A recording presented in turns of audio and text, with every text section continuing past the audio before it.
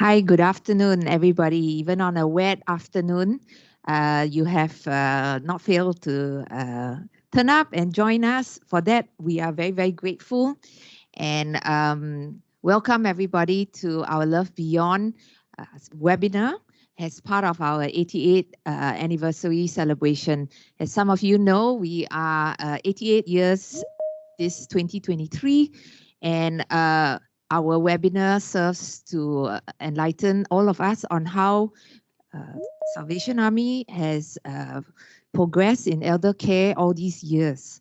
And before we start formally, I just wanted to alert you on some house rules, just some simple house rules. Basically, there is a chat box function. If you look at the top right-hand corner, right at the top of your screen, you will see a chat box. It looks like, I think the little cursor will show you where is the chat box. Stephen, can you just show them where is the chat box on the screen? So in this chat box, you can put either concerns that you might have or whatever topical discussion related questions, and we will definitely attempt to answer it during the Q&A session. So for further clarifications on the webinar, just feel free to do it on the Q&A, on the chat box. On the chat box, which is on the top right-hand corner of your screen where the cursor is, just over there. All right, so we'll try to make this as interactive as possible. And once again, welcome to all for our very first Love Beyond 88 Years webinar.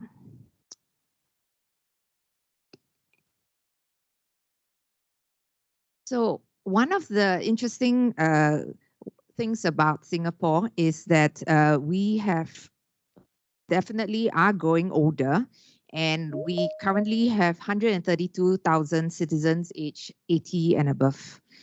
And if you don't already know, by 2030, 1 in 4 citizens will be aged 65 and above, with 83,000 estimated seniors who will need help in activities in daily living.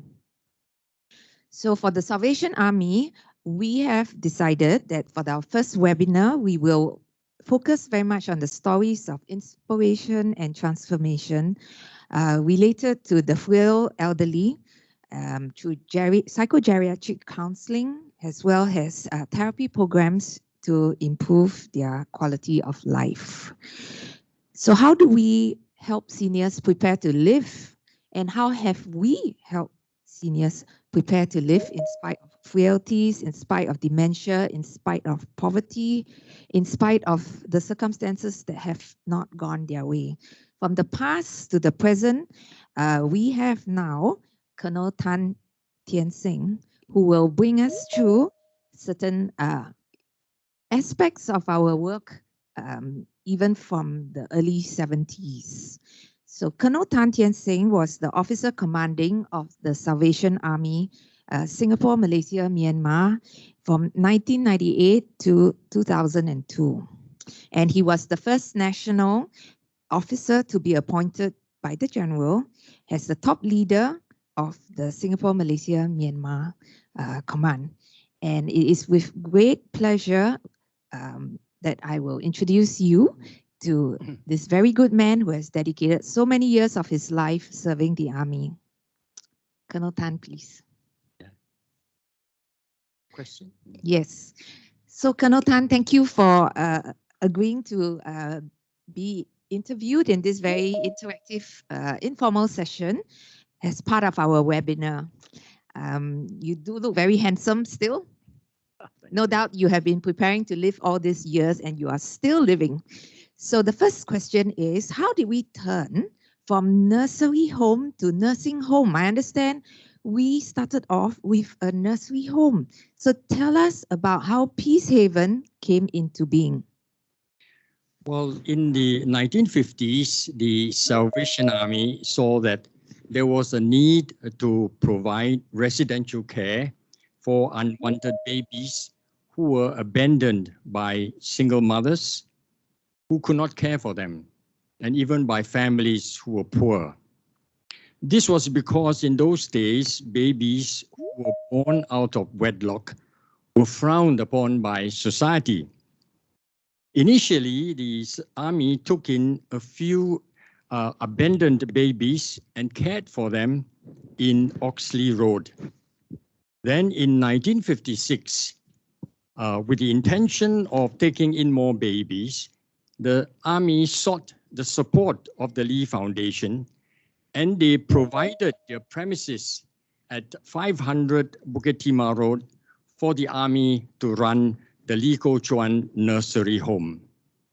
And when the nursery home started operations at Upper Bukit Timah Road, it had just 25 babies. And in subsequent years, more babies were taken in. Another service which the nursery home provided was that it had a safe haven for quite a small number of young girls who got pregnant. They were initially allowed to stay in a home until their babies were born.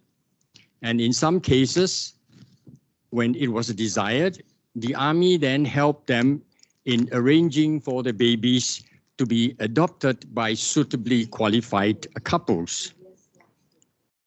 In the early 1970s, societal prejudice against illegitimate babies began to change. So the need for a nursery home declined. But at the same time, the army saw an increase in the number of single elderly persons who were not able to care for themselves. And there were also those who had family, but unfortunately, their families neglected them. So in 1972, again, the army sought the agreement of the Lee Foundation, and the nursery home was then turned into a home for aged. It was then called the Lee Koh Chuan Home for the Aged, still based at Upper Bukit Timah Road. Initially, we had more than 100 residents staying in the home. Then in the 1990s, the army saw a growing need for residential care for those who are aging, especially to provide nursing care. Then the army began to have a dialogue with the government in planning for a large nursing home to be built by the army. Then in the 1996, the home at the Upper Bukit Timah Road was then moved to a temporary site at the Haven in Pasir Panjang Road. And it stayed there for a number of years while the army worked with the government in building a large home to be located at Upper Changi Road.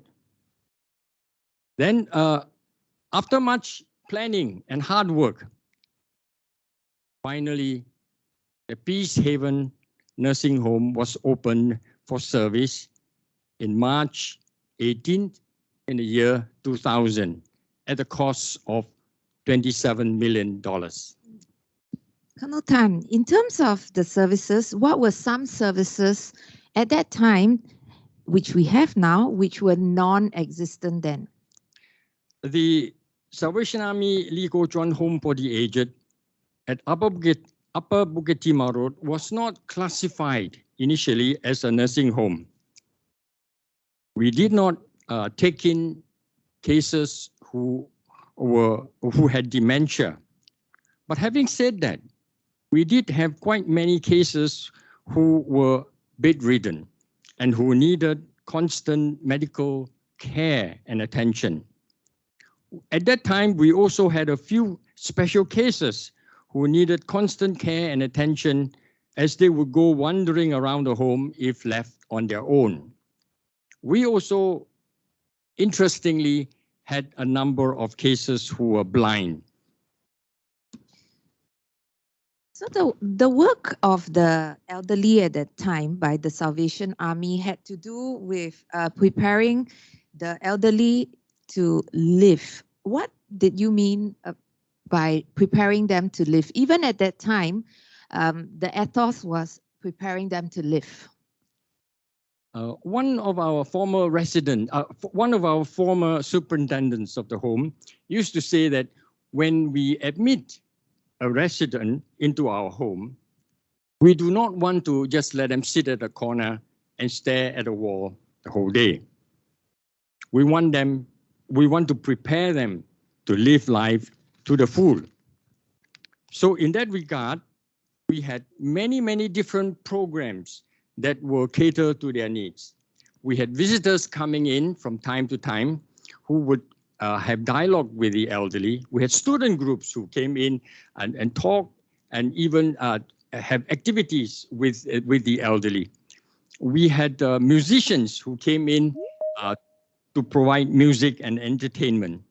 And on a regular basis, on Sundays, we would have Salvation Army bands and choir who came in to have chapel services with the elderly. And I must say, looking back, I could see that they were really enjoying themselves at that time. We even had a group of dog owners who came in with their dogs for the elderly to interact with. And the elderly really enjoyed having the opportunity to stroke the dogs and had fun with the animals. We also had a group of Japanese ladies who came in regularly to bathe the elderly, especially those who could not bathe themselves. So with so many different activities going on in the home, the elderly never had any time to be lonely. And so life took on a new meaning for them. I'm just very intrigued because you mentioned the Japanese ladies, and at another level, that level of humanity where we can each care and share and love one another, regardless of geopolitics or the issues during that time politically.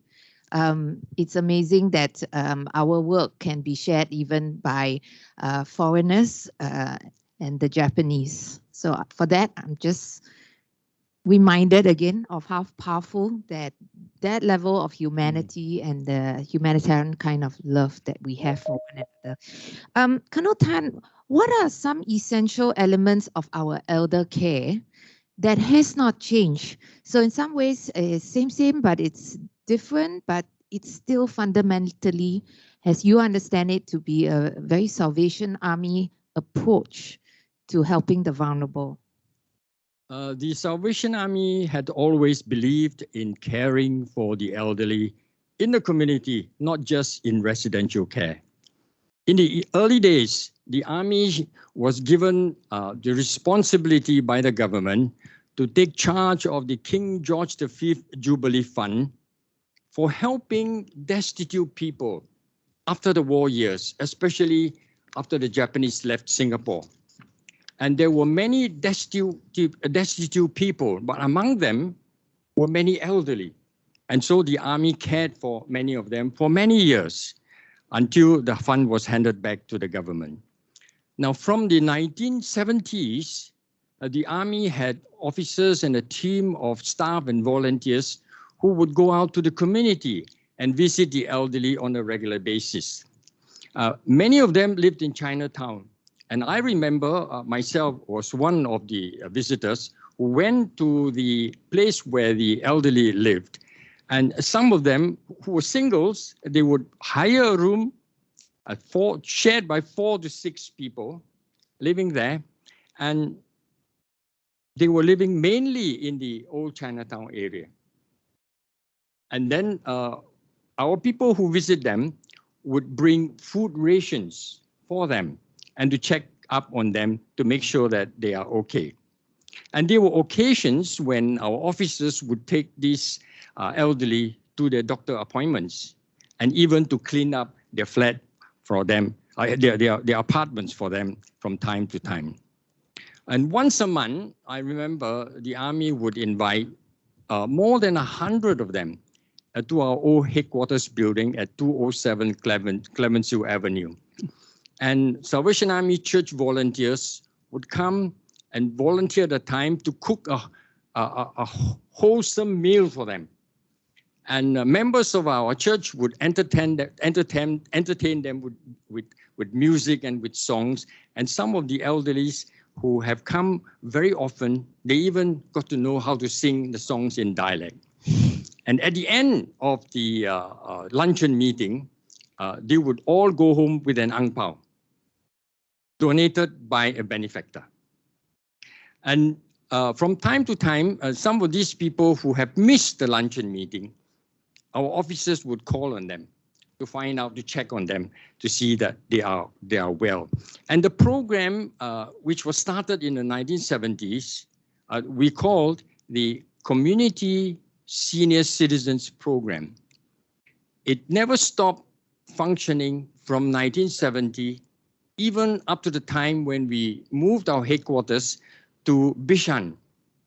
And it only stopped because of COVID. And I hope that one day the Army could start that program again.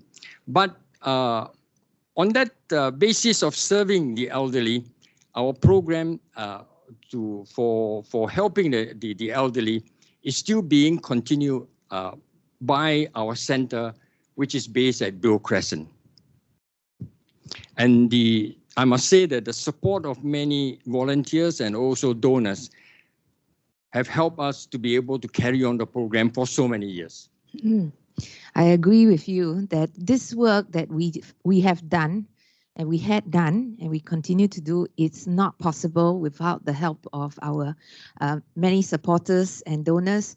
And I'm just very intrigued that as early as the King George V Fund, that was the mode in which some of this work that is meaningful was sustained. And thank you for sharing those very, very inspiring stories. As we knit the past and the present and the future together, perhaps you might remember some stories of those who supported the TSA elder care programs. Would you like to share a little bit more about that? How the past and the present and the future are somehow knitted together? In the past, the Army's passion for service is because of the love of God, whom we serve. In the past, we went out to serve people because, according to our motto, we want to serve suffering humanity. That has carried on for many years. And today, going into the future, the Salvation Army will continue to have the same passion to serve those who are in need. And you can see that as we have Madam Law explains to us, the work that is going on, particularly at Peacehaven. Thank you, Colonel Tan.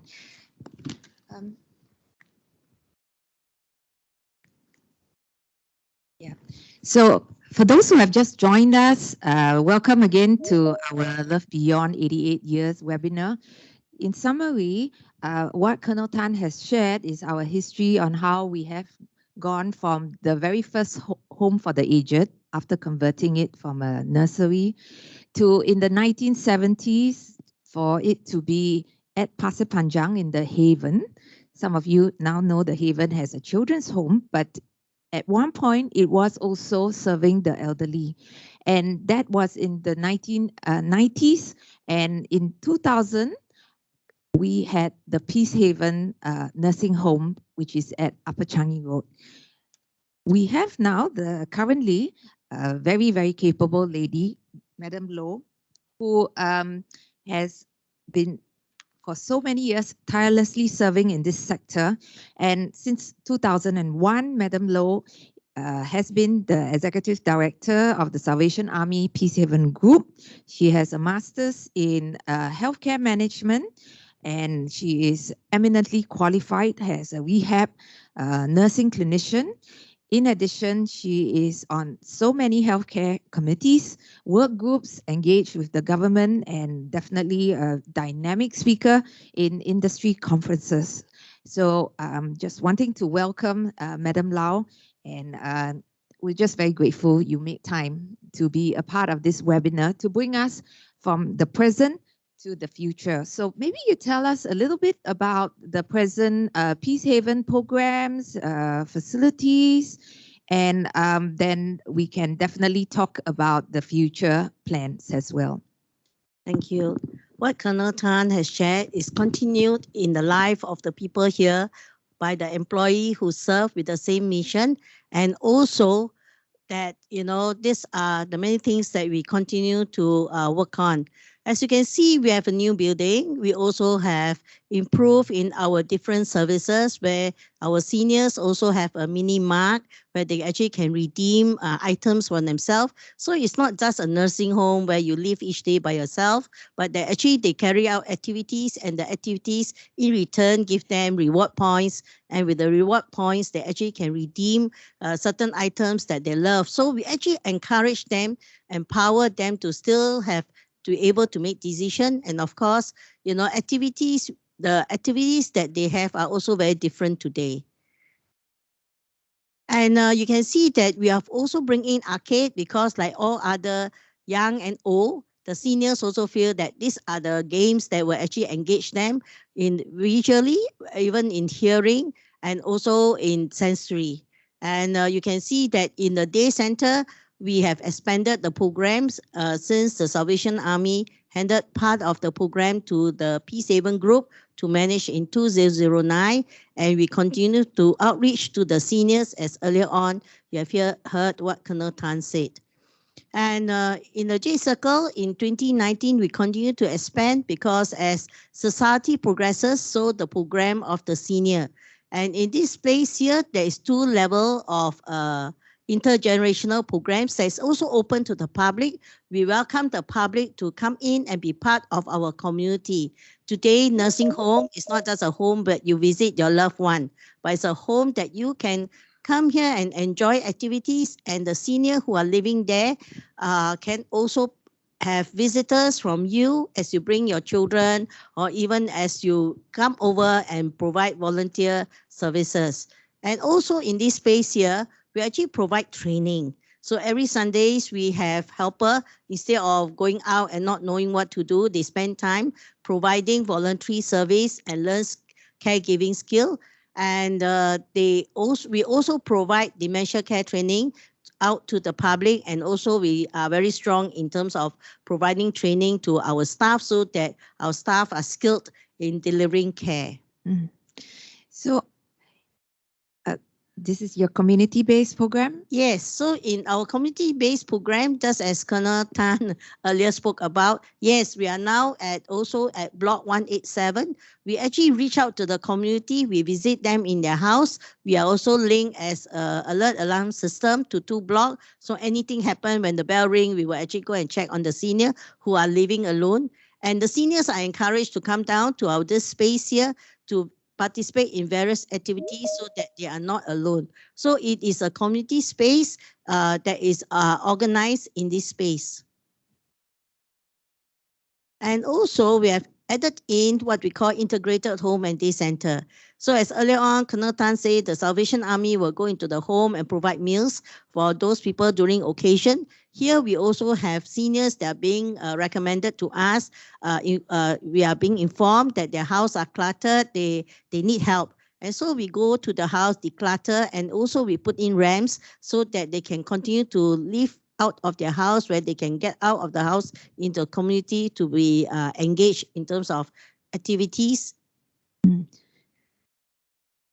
And in order to move our program forward and to be efficient, we actually also have automated guided vehicle to deliver all our meals. And this was the saving grace, especially during COVID, when the foreign workers could not be on site. So we thank God for this opportunity of transformation in technology. We also use the ceiling hoist where the seniors, we can hook them up and get them to walk even though they have problem walking. So can you tell us about what are some innovative programs that you have put in place at the homes? Okay, over here, you can see 2 slides. One is a slide where we have a bus stimulator. Really, you can see the bus in the 1970s with a bell. Well, we have senior coming in to us who are person living with dementia. The moment they arrive, they say, I want to go home, or I want to go to Chinatown. So we actually bring them to this place, right? And the guys, they must drive. So they cannot drive safely on the road. We put them onto this bus stimulator system where they actually feel they are really driving, and it's true, they are just accelerator and brake. And the below screen, you can see that it is an immersive room where we actually, in this scene here, you will see the lantern. You know, if you know the Taiwan, they actually light up the lantern and then it go to the sky.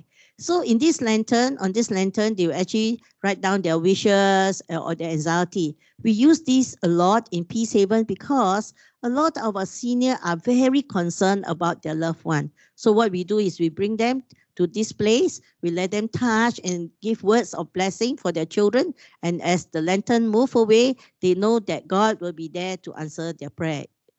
And, you know, some of them are so anxious. You know, they are so worried about a lot of things in life. We also got them into using this lantern feature. Besides this lantern feature, we have many other feature in this space here. For example, we also people who are Catholic that, you know, they will actually light up the candle. Some of them want to pray for the saints, pray for blessing. So we actually use the different feature. We also have feature for children where the children can play games. And for those children who are Christian, they wanted to listen to Sunday school parable. We also have it there. So it's a very interactive wall that we are actually using. Let me share with you one example of someone we serving, that we are still serving, okay? And Mr. Tan, 65 years old guy, actually was living as a vagabond on the street. As usual, many of them will have poor nutrition, poor skin care. And what happened? When they are not well, they landed in the hospital. That is a common story for Peacehaven. These are the people that we will actually welcome them into our home with open arms. So Mr. Tan was brought in to us. This is how he looked like. And you see, now he looked like a clean man. Let me tell you, it's not so simple. I have my hair long. What's wrong? I don't want to bathe. What's wrong? So we actually engage him. We show him love and concern. And then he realized that, well, we are really truly people who care for him, and he's not being kidnapped into this home, because sometimes they think that they are sick and therefore they were all kidnapped and thrown into the home. And as he moved around, he realized that there are people that he can trust. And eventually he says, okay, I want to have my hair trimmed. I want to look good. And of course, there are ladies there. You know, so then he has new clothes. We provide him with all the clothes. And, you know, the best thing about it is that he now not only have a shelter, his medical condition is being managed. He also living with dementia. But the thing is, the environment that tells him is like a house, his house. Finally, he got a home to stay. And therefore, every morning he make breakfast. And sometimes he offered to help his fellow friends in the nursing home. And of course, there are leisure time that he will do his exercise. And I tell you, come and play billiard with him. And you'll lose it. You'll lose it to him. Okay? It's his joy. So basically, you know, you can see that in this space here, it seems luxurious, but it's not. You actually helped him to live a normal life as much as possible with his remaining abilities as he lived with dementia. Thank you for sharing Mr. Tan's story. It's very inspiring to know that from the streets, we have nurtured in him a sense of dignity and again, the joy of living once again. And this ministry that you have at Peacehaven is quite instrumental in that, and the whole approach of loving them beyond their pain, loving and caring regardless of whether they're up there in society or they are down and out, but to remind them that they matter, and they matter because, you know, we care for them and that they are human beings.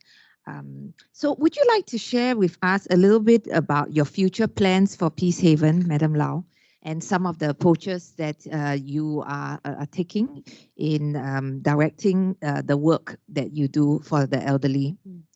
So for Peacehaven, our direction is, as we see the population ages, we are also encouraging people to live at home as long as possible.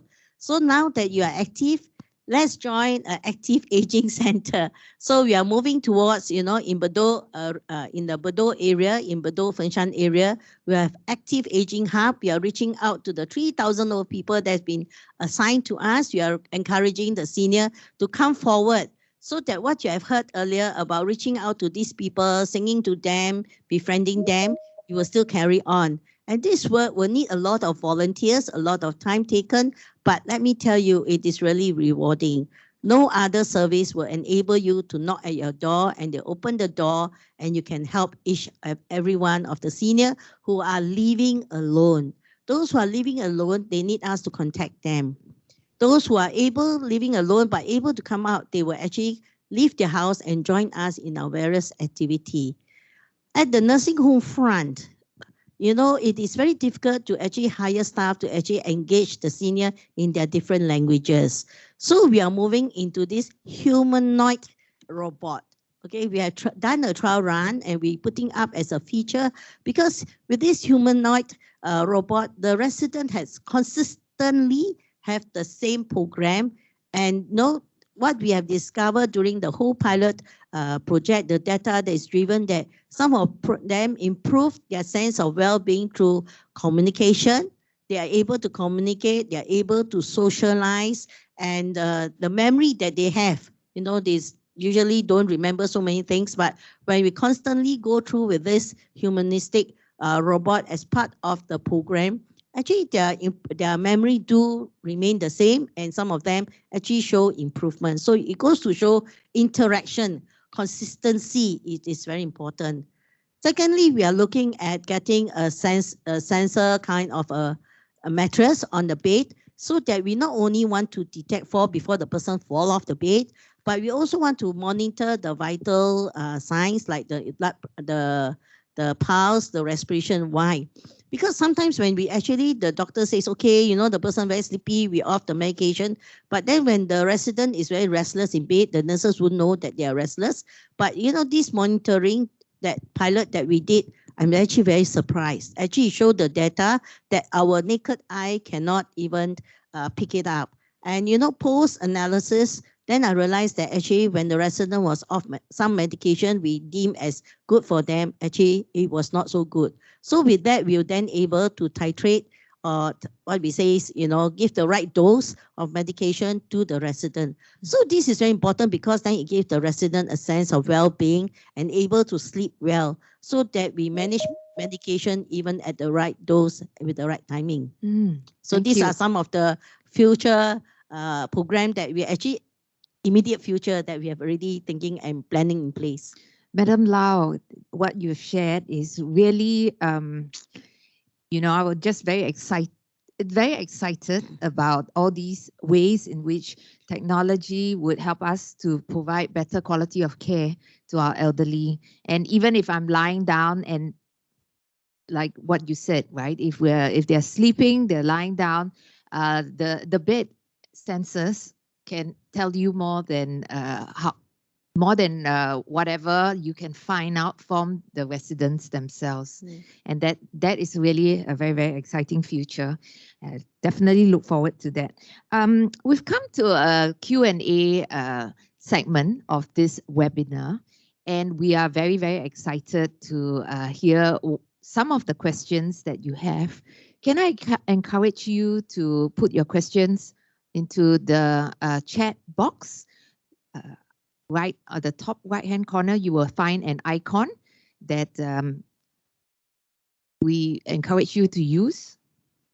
The third one, is it the third one from the right? At the top. Is this the third one from the left? Sorry, the third one from the left. Right at the top of your screen. And please type in questions that you might have with our two speakers. We are very happy to address any questions that you might have. Perhaps just to start us off, Madam Lau, what do you mean by putting in place an integrated healthcare program? Okay, just let me simplify it. You know, in Singapore context, we all have various services. So when you need a service, you wonder where you're supposed to go. So as for Salvation Army, under the umbrella of P7, we actually create the service where it is seamless. That means as an active ager, I go down to your center and do my various activity. The day that I become not well, maybe I've been diagnosed with dementia, or I need some form of rehabilitation, I can be enrolled at the maintenance day center, or I can be enrolled as in the dementia day center. The social worker there will help me. And if I deteriorate functionally and I needed care, then I will then flow into the nursing home. But while I'm living in the community, you know, my children say, Mom, I cannot look after you for 2 weeks. Can I go on a holiday? Can.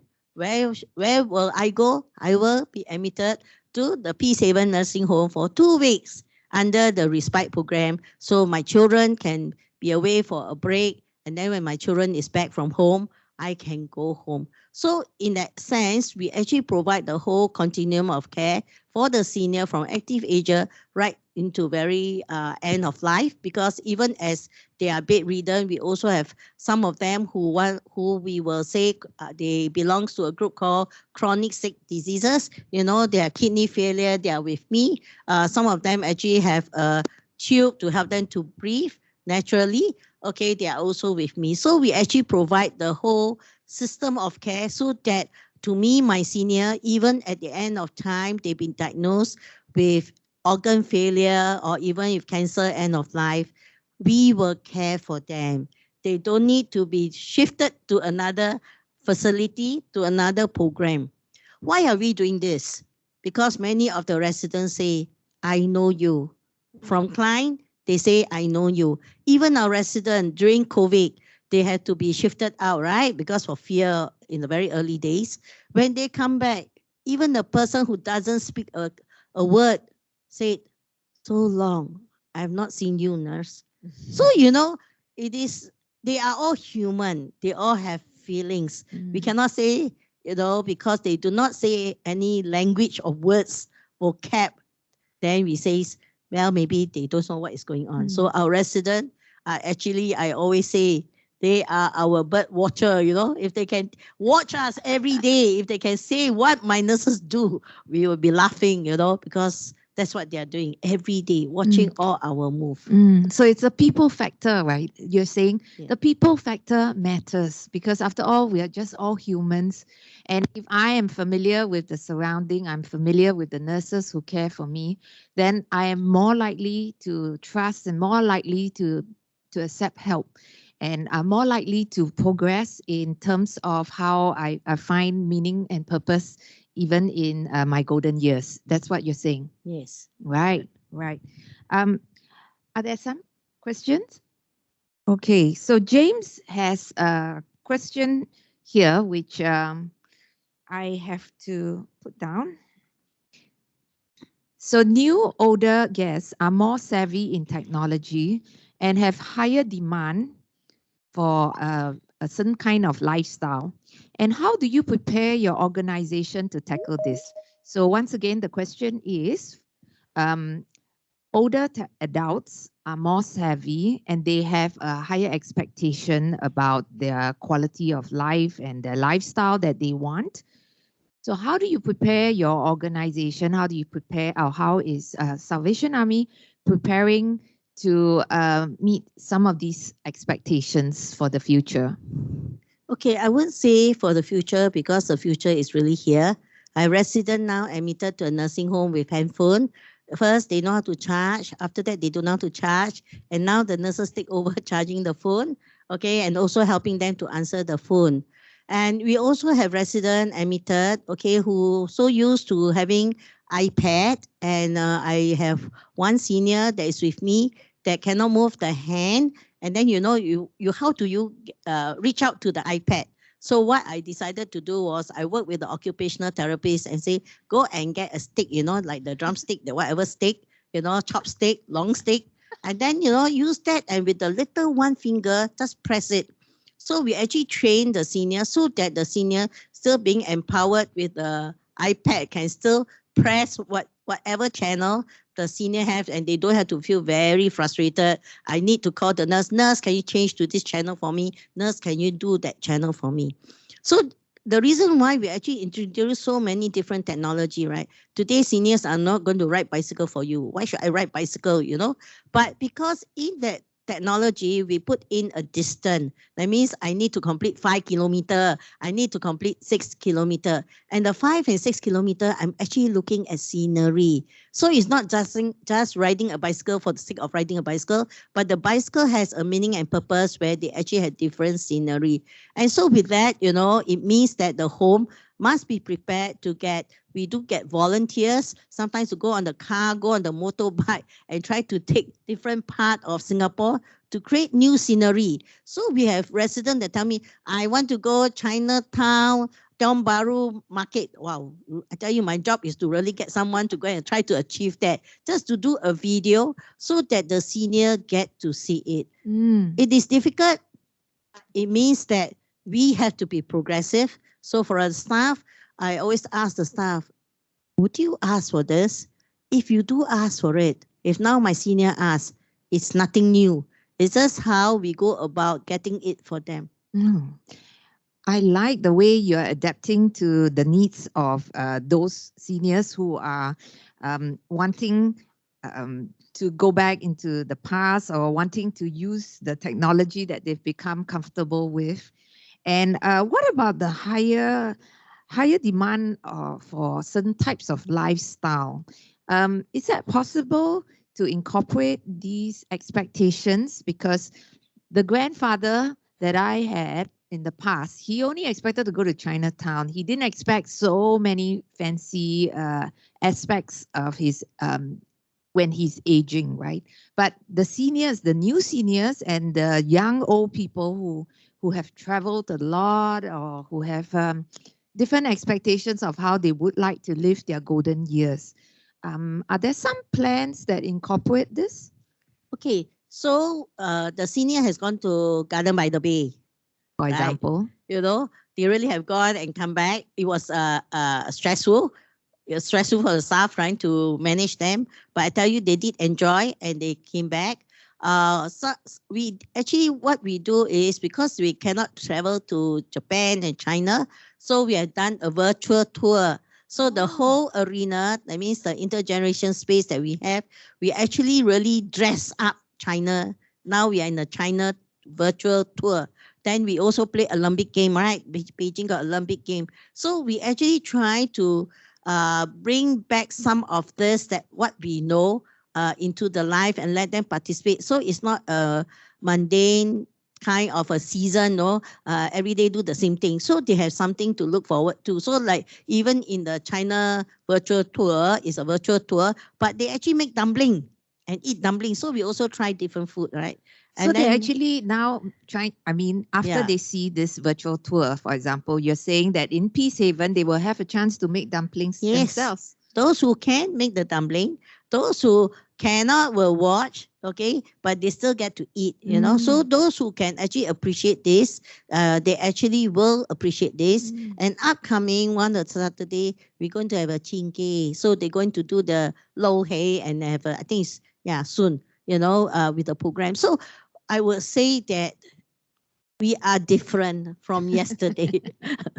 Everything is very dynamic. We use like no evening program, but I tell you, we will tell them, hello, this evening, chinke must be in the evening. So, you know, but we will look here a bit earlier and then you can join in the virtual show of the chinke program. Yeah. So it's actually given to them. So whether it's virtual or well, as you said, sometimes they don't get a chance to get out that much. But you are saying that in whatever setting, you're trying to incorporate it to make them feel that this is homely, the people they can trust, there is love all around in that setting. Yes. Right? So are there some other questions that are coming in? 2 more questions that are coming in. Okay, so the question is about how much is the respite care? Is it affordable, I suppose? And do you cater for dementia patients for respite care? Yes, we are. I would say we have been in a way slated to be providing respite care for the East soon. So, you know, we do provide respite care, and all those who are eligible for government subsidy go through the means test, and you'll be eligible and affordable to put someone for short-term respite care. So I'm very glad for a government that also offers some level of subsidy, and all these are very well means tested. And of course, for the frail elderly who are still needing different kinds of support, which is not funded by the government, then that's also one way in which donors can play a role and play a part. The costing for the respite care, we can definitely, if you email us, we would be able to advise you based on whatever means testing criteria that has been put in place by the government. So Viv, we would definitely be able to help you after this. So one more question that we have, related, and this is for Colonel Tan. Yeah. So Colonel Tan, as TSA Haven started as an orphanage, how difficult was it to match children with adoptive parents during that time? Well, when a baby that is not wanted by the mother, then they made it known to the management at the nursery home. So that the army at that time would start a process of finding suitably qualified couples to adopt them. And if things go well and everybody is agreeable, then a legal adoption will be arranged. Okay. I imagine that as far back as then, the army was in fact trying to do a good matching, and even now for our fostering programs in Singapore, Salvation Army has been very, very active in recruiting and recruiting the good ones. So we would like at this point, if there's any last question for Q&A, for you to quickly put it down before we go on to the next segment of our webinar program. Any last questions from anyone? As you can tell, from the past to the present and the future, our clients, our frail elderly, they remain at the center of our care. We put them first, and it's a very client-centered approach that we always take.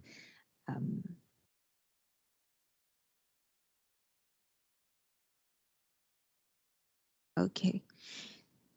So at this point, some of people have been asking, what are the other services that we offer as part of Salvation Army's work? And, you know, from the elderly to the children who are from dysfunctional homes and settings who are abused in whatever form. And we help them because they are vulnerable. We also help injured migrant workers in our program called Surgeon, and domestic workers who are also affected by some form of vulnerability. If they are in Singapore and they are vulnerable, yes, Salvation Army still helps them. We reduce the chances of human trafficking because of these very vulnerable domestic workers who somehow are placed here, and in whatever their circumstances, we try to work with the government to help them. So we'll just run a quick corporate video to give you a sense of our work now, currently.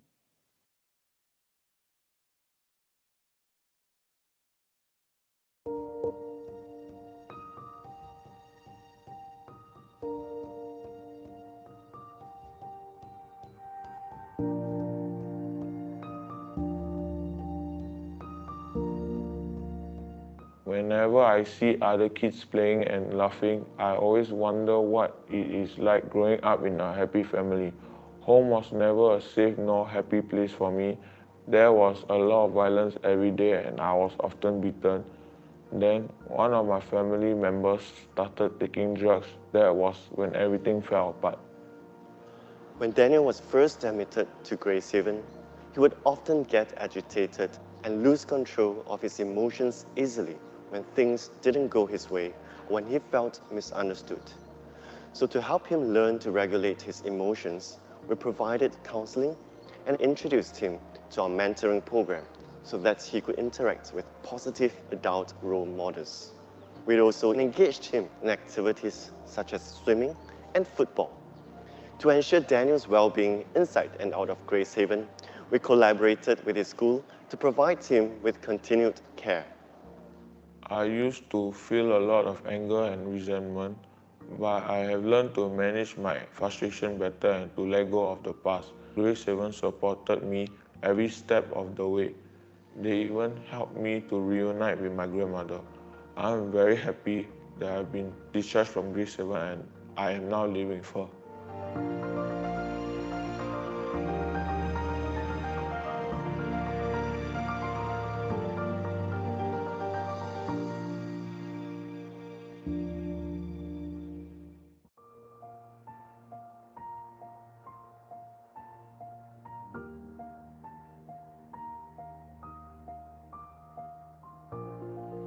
When Kelly's father was arrested in 2018, it was a big blow to her. This was not his first time in prison. Growing up, he was seldom around for her. But she still felt very close to him because he is her father. When he was incarcerated again, she felt very disappointed. She decided to quit school since nothing seemed to matter anymore. It was Kelly's mom who sought help from the Salvation Army Kids in Play. She knew her daughter felt very hurt when she quit school and refused to even visit her father in prison. Kids in Play organized various activities and sharing sessions to get to know Kelly and to understand her feelings. Slowly, Kelly began coming out of her shell and building her confidence. The staff also shared with Kelly's mom different parenting approaches and ways to communicate with Kelly better. Kelly's mom shed tears of joy the day Kelly decided to go back to school. There were some days that she didn't want to initially, but the staff at Kids in Play and her school counselor worked closely with her. As time passed, she overcame her reluctance and fears.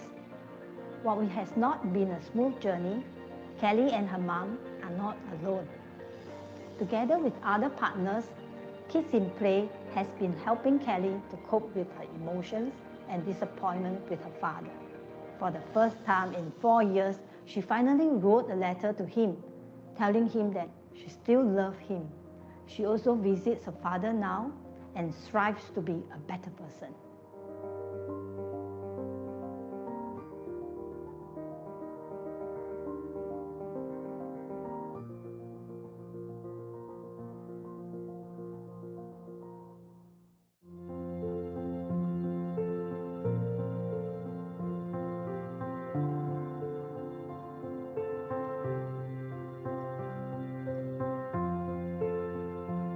我们结婚有20多年，但是没有孩子，一向来只有我们2个人。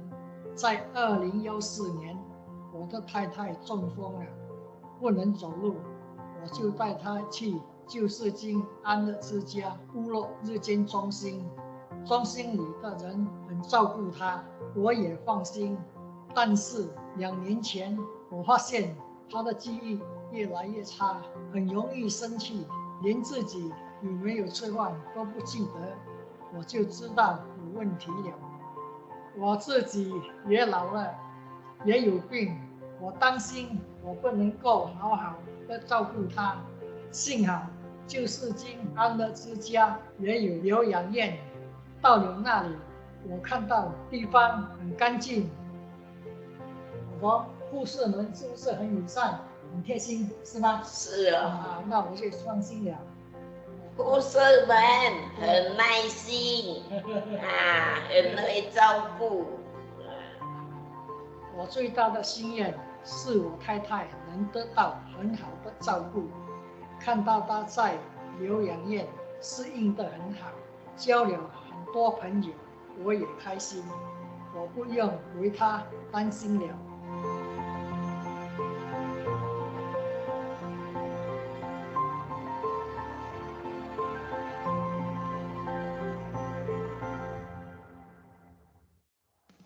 The Salvation Army provides care and assistance to those who are in need. A wide range of services include protecting and empowering young persons, reuniting families, caring for the aged,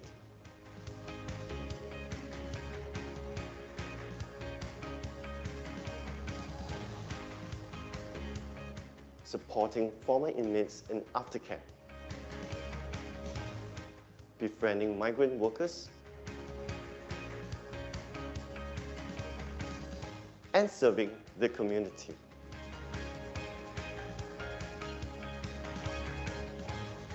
Together, with your support, we can empower those in need to become stronger.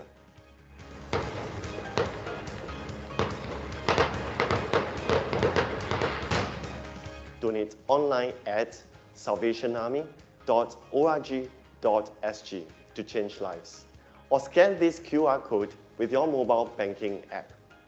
Every dollar counts in making a difference today.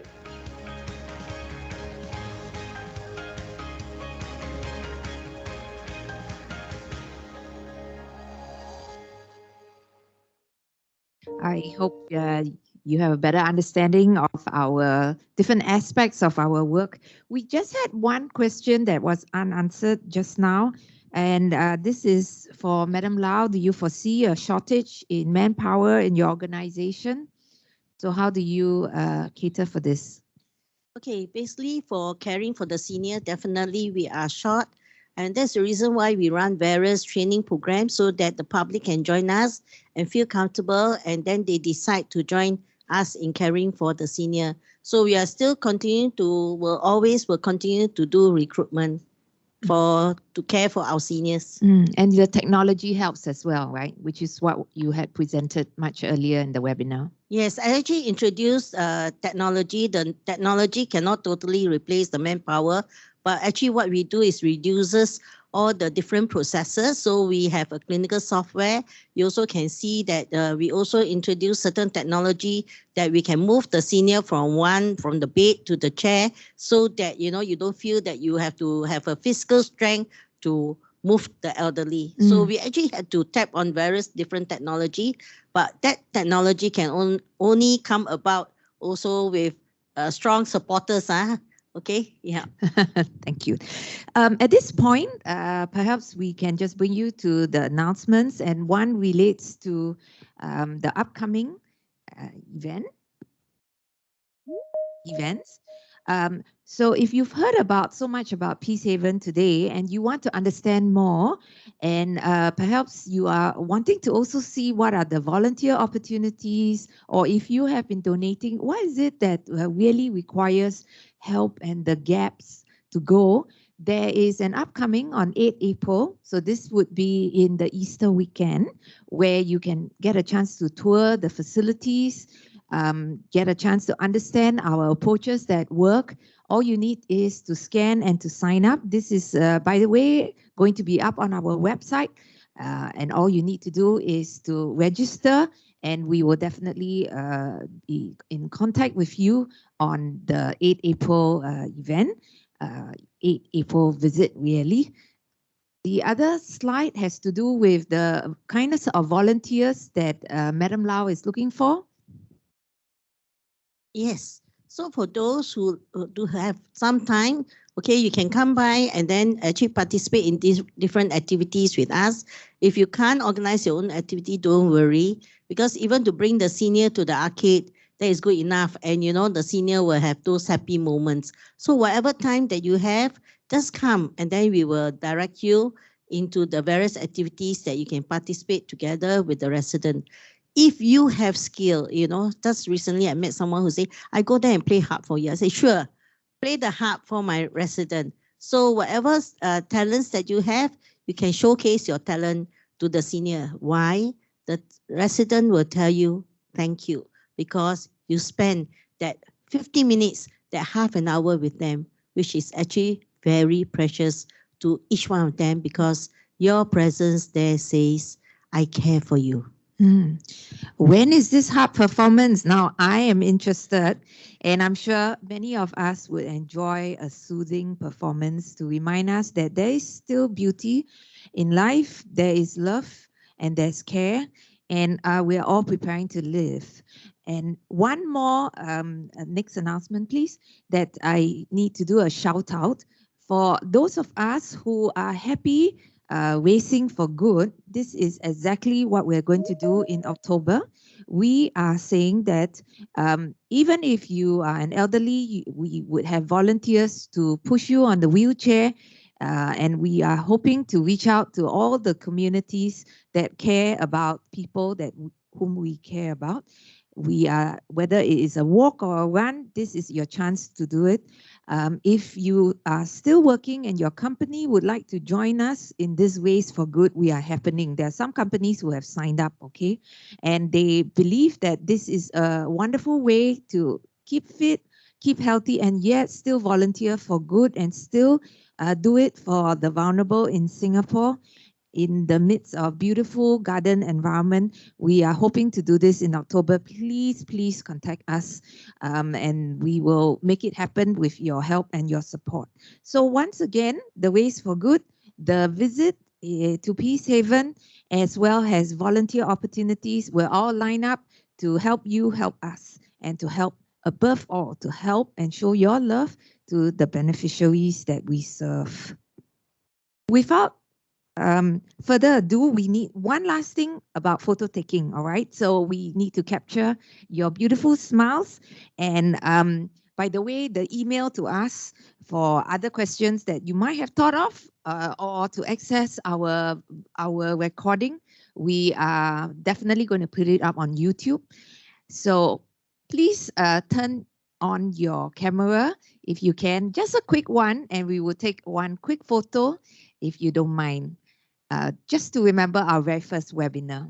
And we would love to see all your beautiful smiles. Many of you are smiling. Don't be shy. I'm not, but you don't need to be shy as well. Whether you're a Salvation Army staff or you're a friend of the Salvation Army, we would love to have your beautiful smiles. Can we minimize the photo taking slide so we can capture all the different people who have been with us for this hour or so? We appreciate all your help. If you can minimize the photo taking slides, we can capture more people on this slide. Okay, you see the IT people, we're all there. We're all smiling for you. Okay, 1, 2, 3. Another one, please. Maybe with a different sign. If you like our webinar, you can put a thumbs up, and you're looking forward to some other webinars. It's coming. I promise you it's coming, but put your thumbs up. So one more photo with all your beautiful smiles and your thumbs. 1, 2, 3. Once again, thank you very much for spending your afternoon with us. We appreciate all the work and all the time. Definitely the work of Madam Lau and all her staff. We are rooting behind you. We're praying for you. And we do know that love is very, very important. It will bring us through the pain. It will bring us forward into the future. So have a lovely evening ahead. Once again, from our hearts to yours, thank you. And please keep supporting us. Take care. God bless. Bye.